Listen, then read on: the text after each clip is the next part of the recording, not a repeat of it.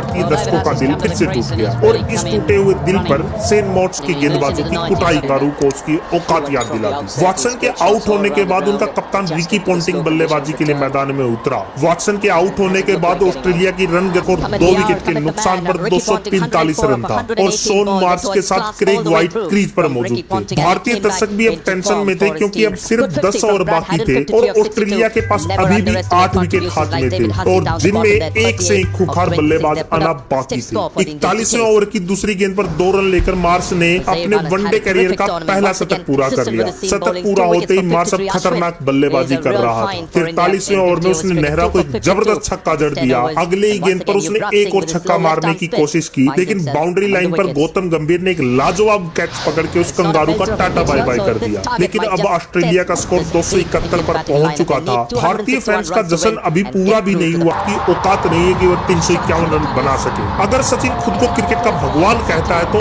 आज हमारे गेंदबाजों को पहली गेंद पर जोरदार शॉट खेलकर बता देते हैं कि भारतीय इस लक्ष्य का पीछा करने में जी जान लगा देगा। दूसरे ओवर की पहली गेंद पर सहवाग जबरदस्त cut shot left arm fast bowling खेल। इसके बाद ओवर की तीसरी गेंद पर सहवाग एक पुल खेलते हैं और गेंद हवा में चली जाती है। इसे देखकर पूरा हिंदुस्तान टेंशन में आ चुका होता है लेकिन फील्डर से अब मैदान में तांडव मचा रही थी और कंगारू गेंदबाज भीगी बिलीते हुए फिर से चौका जड़ दिया और भारत का स्कोर 50 रन के पार पहुंचा दिया। साथ ही अंपायर ने इसे नो बॉल का इशारा भी दे दिया। खचाखच भरे हुए स्टेडियम में अब दर्शक पागलों की तरह जश्न मनाने लगा देते हैं। अब लग रहा था कि भारत की पकड़ मैच पर मजबूत हो में आ गए हैं लेकिन एक शॉर्ट पिच गेंद पर कट शॉट खेलते हुए वो सीमा रेखा पर कैच आउट हो गए। 2 विकेट गिरने के बाद सचिन का साथ देने अब युवराज सिंह मैदान में आए। कुटाई होने के बाद पोंटिंग ने गेंदबाजी के लिए स्पिनर हेरिटेज को बुलाया लेकिन युवराज ने आते ही उस गेंद पर कोट एंड बोल्ड आउट हो गए। 126 के स्कोर पर भारत के 3 विकेट गिर चुके थे। धोनी ने आते ही डॉट बॉल खेलना शुरू कर दिया जिससे ऑस्ट्रेलिया भारत पर हावी होने लगा था। इसीलिए सचिन ने अब अटैक करने की ठान ली। 21वें ओवर में वॉटसन ने जैसे ही सचिन को बाउंसर फेंकी उस पर उन्होंने सीधा पुल करके छक्के के लिए बाउंड्री के बाहर भेज दिया। छक्का लगते ही वॉटसन बौखला गया और सचिन को गालियां निकालने लगा और सचिन ने उसके जवाब में आगे बढ़कर कवर के ऊपर से एक और ताबड़तोड़ चौका लगा दिया